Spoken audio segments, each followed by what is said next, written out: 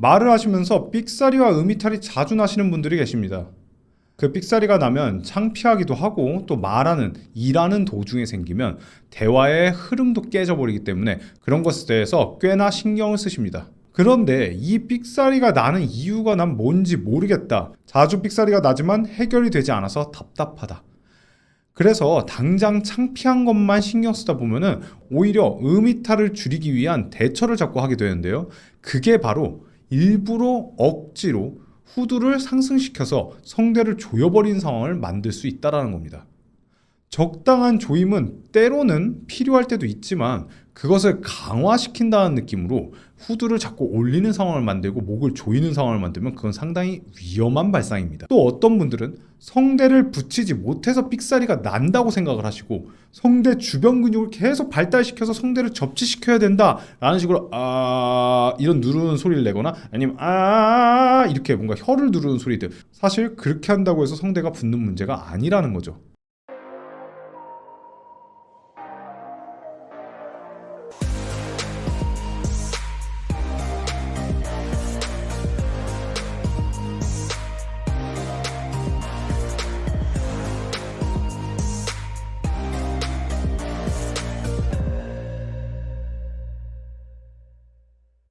허리가 안 좋은 이유가 고관절과 흉추의 가동범위라든가 아니면 코어 근육의 부재 때문인데, 허리 자체를 강화시키면 뭔가 좋아지겠지 라는 식으로 허리를 혹사시키는 것과 마찬가지라는 겁니다.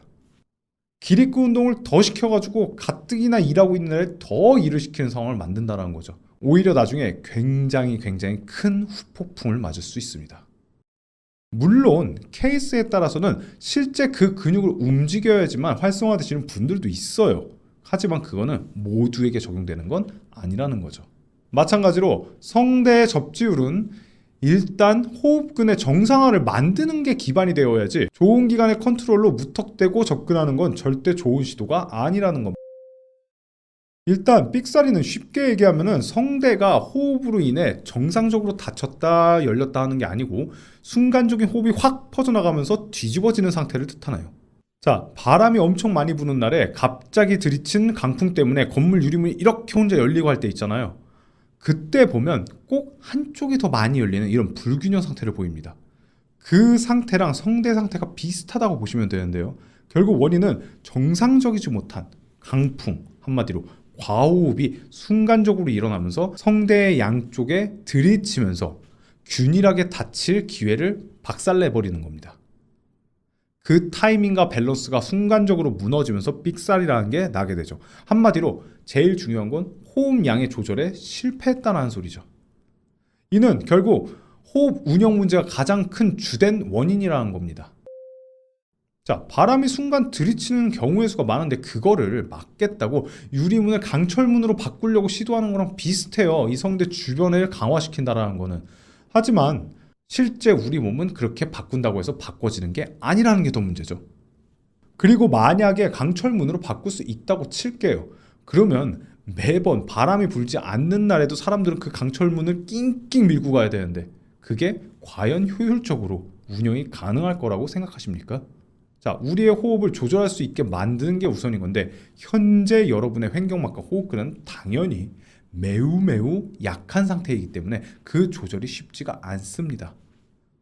그렇다고 좋은 기관으로 컨트롤한다는 건 아까 말했던 강철문으로 바꾸는 것과 비슷한 상황이기 때문에 그런 부작용을 새로 만드는 부분을 시도하지 마시고 호흡근에 대한 컨트롤 훈련을 근본적으로 어렵더라도 당장 결과가 나지 않더라도 하려고 하시는 게 중요한 겁니다. 일단 호흡이 갑자기 운영이 잘 안 되고 순간적으로 들이친다는 거는 횡격막이 충분히 수축하지 못했고 공기가 갑자기 확 빠져나가는 상황. 이것은 횡격막 입장에서는 먼저 힘을 써서 당긴 것이 아니고 다른 근육들로 인해서 횡격막이 당겨지게 되면 횡격막 자체의 힘이 굉장히 약해집니다. 그런 것들이 우리가 흔히 알고 있는 가슴이 들리는 흉식 호흡이 그런 상황인 거죠. 그렇게 되면은 충분히 일을 하지 못한 횡격막이 순간적으로 나가는 공기에 대한 컨트롤을 하지 못하기 때문에 탁 놓쳐져 버리는 상황을 만듭니다. 그거를 누가 감당한다? 성대가 감당하는 거죠.